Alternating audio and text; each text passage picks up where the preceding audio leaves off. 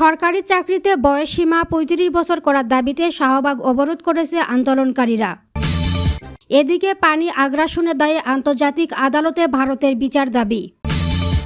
জানাবো, সার্ক এখন শুধু কাগজেই সীমাবদ্ধ, এটি কাজ করছে না বললেন ডক্টর ইউনূস। সার্ক সম্মেলনে হাসিনাকে দেশে ফেরত পাঠাতে মোদির সাথে সাক্ষাৎ করবেন ডক্টর ইউনূস।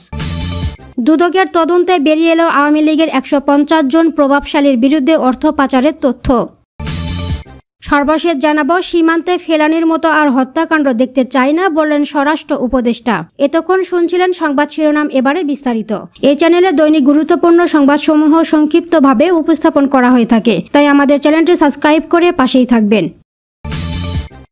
সার্ক এখন শুধু কাগজেই সীমাবদ্ধ, এটি কাজ করছে না বললেন ডক্টর ইউনূস। আঞ্চলিক সহযোগিতা সংস্থার চেতনার পুনরুজ্জীবন হওয়া দরকার বলে মন্তব্য করেছেন বাংলাদেশের অন্তর্বর্তী সরকারের প্রধান ডক্টর মোহাম্মদ ইউনূস। তিনি বলেন, ৮ জাতির এ জোট আন্তর্জাতিক অনেক সমস্যার সমাধান করতে পারে। একটি মহৎ উদ্দেশ্যে সার্ক প্রতিষ্ঠিত হলেও এটি এখন শুধু কাগজেই সীমাবদ্ধ এবং এটি এখন আর কাজ করছে না। ঢাকায় নিজ সরকারি বাসভবনে ভারতের সংবাদ মাধ্যম পিটিআইকে দেওয়া এক সাক্ষাৎকারে তিনি এসব কথা বলেন। সাক্ষাৎকারে অধ্যাপক ডক্টর ইউনূস উল্লেখ করে বলেন, জাতিসংঘ সাধারণ পরিষদের অধিবেশনের ফাঁকে ভারতের প্রধানমন্ত্রী নরেন্দ্র মোদীর সঙ্গে সাক্ষাতের চেষ্টা করবেন তিনি। এ মাসের শেষের দিকে এই অধিবেশন অনুষ্ঠিত হওয়ার কথা রয়েছে। এই বিষয়ে অধ্যাপক ডক্টর ইউনূস নিশ্চিত করে বলেন, আমরা নরেন্দ্র মোদীর সঙ্গে সাক্ষাতের চেষ্টা করব। তিনি বলেন, সার্ক একটি মহৎ উদ্দেশ্যে গঠিত হলেও এটি এখন শুধু কাগজে সীমাবদ্ধ এবং এটি এখন আর কাজ করছে না। জাতিসংঘের তথ্য অনুযায়ী ২৬শে সেপ্টেম্বর জাতিসংঘের সাধারণ পরিষদের অধিবেশনে ভাষণ দিতে পারেন ভারতের প্রধানমন্ত্রী নরেন্দ্র মোদী। সাধারণ পরিষদের উচ্চ পর্যায়ে ৬৯তম এই অধিবেশন ২৪ সেপ্টেম্বর শুরু হবে, চলবে ৩০শে সেপ্টেম্বর পর্যন্ত।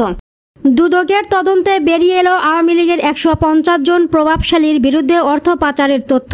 আওয়ামী লীগ সরকারের পতনের পর এখন পর্যন্ত ১৫০ জন প্রভাবশালী ব্যক্তির একটি প্রাথমিক তালিকা করেছে দুদক। তালিকায় থাকা ব্যক্তিদের বিরুদ্ধে জ্ঞাত আয় বহির্ভূত সম্পদ অর্জন ও বিদেশে অর্থ পাচারের অভিযোগ রয়েছে। এই তালিকায় সবাই শেখ হাসিনা সরকারের বিভিন্ন আমলের প্রভাবশালী মন্ত্রী, সংসদ সদস্য, আমলা, পুলিশ কর্মকর্তা ও ব্যবসায়ী। এই তালিকা থেকে ১৫ই আগস্ট থেকে ৫ সেপ্টেম্বরের মধ্যে ৭৯ জনের বিরুদ্ধে অনুসন্ধান করেছে দুদক। শীঘ্রই অন্যদের বিরুদ্ধে অনুসন্ধান শুরু করবে বলে দুদকের সূত্র জানা গেছে। আওয়ামী লীগ সরকার পতনের পর দুদকের তৎপরতা নিয়ে দুদকের চেয়ারম্যান মোহাম্মদ মহিউদ্দিন আবদুল্লাহ প্রথম আলোকে বলেন, অনেকের বিরুদ্ধে অভিযোগ জমা হয়, অনেকের বিরুদ্ধে ঢালাওভাবে অভিযোগ থাকে। সেই অভিযোগগুলো প্রথমে গোয়েন্দা অনুসন্ধান করে, গোয়েন্দা অনুসন্ধানের সত্যতা পেলে দুদক আনুষ্ঠানিকভাবে অনুসন্ধান শুরু করে। সাবেক মন্ত্রী ও সংসদ সদস্যদের বিরুদ্ধে সেইভাবেই অনুসন্ধান শুরু হয়েছে। সীমান্তে ফেলানির মতো আর হত্যাকাণ্ড দেখতে চায় না বললেন স্বরাষ্ট্র উপদেষ্টা। স্বরাষ্ট্র উপদেষ্টা বলেছেন, সীমান্ত সুরক্ষা ও চোরাচালান প্রতিরোধ বিজিবির মূল দায়িত্ব। তিনি বিজিবিকে পেশাদারিত্বের সঙ্গে নিজেদের দায়িত্ব পালন করার আহ্বান জানান। ফেলানির মতো হত্যাকাণ্ড আর দেখতে চায় না উল্লেখ করে উপদেষ্টা বললেন, সীমান্তে পিঠ প্রদর্শন করবেন না, নিজেদের উপর অর্পিত দায়িত্ব পালন করুন।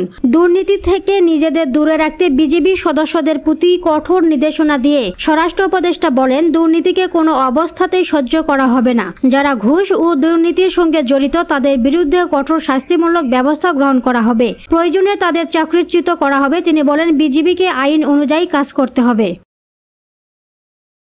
সরকারি চাকরিতে প্রবেশের বয়সসীমা ৩৫ বছর করার দাবিতে রাজধানীর শাহবাগে সড়ক অবরোধ করেছেন আন্দোলনকারীরা। শনিবার দুপুর ১টার দিকে শাহবাগ মোড়ে অবস্থান নেন তারা। ফলে শাহবাগ এলাকায় যান চলাচল সম্পূর্ণ বন্ধ রয়েছে। এতে করে ওই এলাকায় তীব্র যানজটের সৃষ্টি হয়েছে। দুপুরের দিকে সরকারি চাকরিতে প্রবেশের বয়সসীমা ৩৫ বছর করার দাবিতে আন্দোলনকারীরা শাহবাগ জাতীয় জাদুঘরের সামনে মানববন্ধন কর্মসূচি পালন করে। সেখান থেকে আন্দোলনকারীরা হঠাৎ করে শাহবাগ মোড়ে অবস্থান নিয়ে রাস্তা অবরোধ করে। তিনি আরো বলেন, রাস্তা বন্ধ করে আন্দোলনের ফলে এই এলাকায় আপাতত যান চলাচল বন্ধ রয়েছে। ঘটনাস্থলে পুলিশ সদস্যরা রয়েছেন। আমরা পরিস্থিতি নিয়ন্ত্রণে আনার জন্য কাজ করছি। আন্দোলনকারীরা বলছেন, ৩৩ বছর আগে ১৯৯১ সালে সরকারি চাকরিতে বয়স সীমা ২৭ থেকে ৩০ বছরে উন্নতি করা হয়, কিন্তু বর্তমানে বাংলাদেশের মানুষের আয়ু বৃদ্ধি পেয়েছে। এ কারণে চাকরিতে আবেদনের বয়স সীমা বৃদ্ধি করা যৌক্তিক। পানি আগ্রাসনের দায়ে আন্তর্জাতিক আদালতে ভারতের বিচার এবং ক্ষতিগ্রস্তের ক্ষতিপূরণ দাবি করছেন বিশিষ্টজনেরা।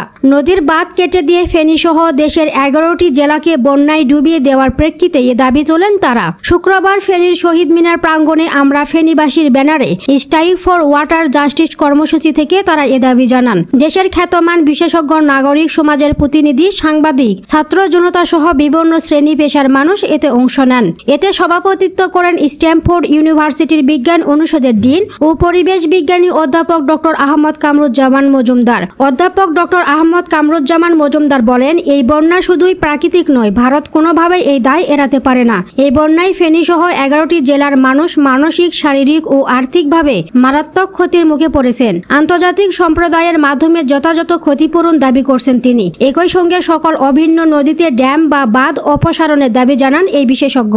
তিনি বলেন, বাংলাদেশ ও ভারতের 54টি অভিন্ন নদীতে 68টি বাঁধ দিয়েছে ভারত। প্রতিটির হিসাব ভারতকে দিতে হবে। এই পানি বিশেষজ্ঞ বলেন, ভারত দীর্ঘদিন চেষ্টা করেও ফারাক্কা বাঁধ দিতে পারেনি। শেখ মুজিবের শাসন আমলে ভারত এই বাঁধ দিতে সক্ষম হয়। ফেনী নদীর পূর্ণাঙ্গ নিয়ন্ত্রণ ভারতের হাতে। এদেশে দিল্লির আধিপত্যবাদের প্রোডাক্ট ছিল শেখ হাসিনা।